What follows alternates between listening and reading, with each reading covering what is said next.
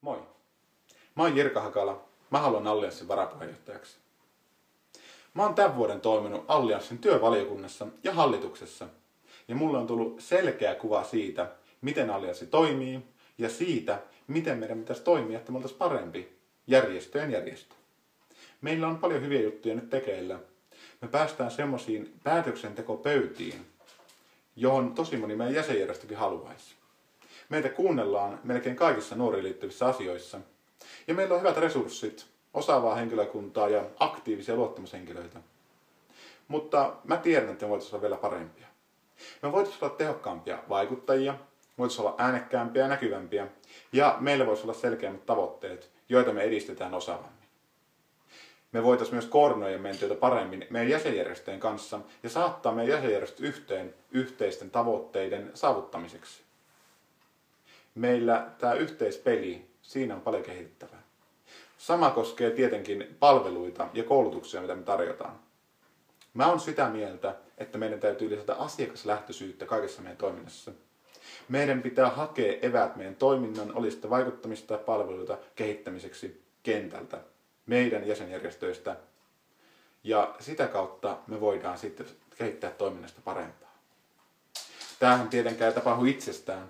Meidän pitää laittaa tähän resursseja. Meidän pitää lähteä Allianssi-talolta pois. Meidän pitää suunnitelmallisesti, säännöllisesti ja tehokkaasti tavata meidän jäsenjärjestöjä. Meidän pitää olla aktiivisia sen vuoropuhelun synnyttämiseksi. Tässä puheenjohtajiston rooli on mun mielestä keskeinen. Tähän työhön täytyy käyttää aikaa ja resursseja. Mutta se on varmasti sen väärti. Mä oon sitä mieltä, että jäsenjärjestöiden pitäisi tietää, mitä Allianssi tekee ja miksi.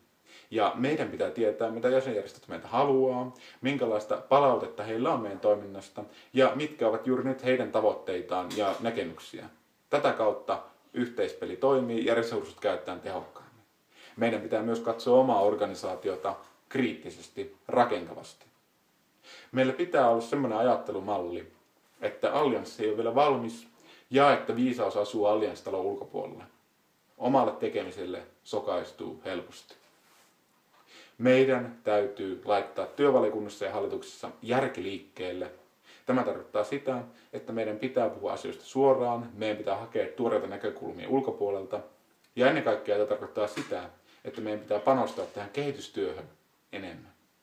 Meidän pitää saada se ajattelumalli päälle, että Allianssin pitää olla semmoinen järjestö, jossa jokaisen jäsenen on ilo olla jäsen. Jokainen jäsen tietää, miksi on jäsen ja jäsenyydellä on arvoa. Tätä työtä lähtisin mielelläni tekemään varapuheenjohtaja.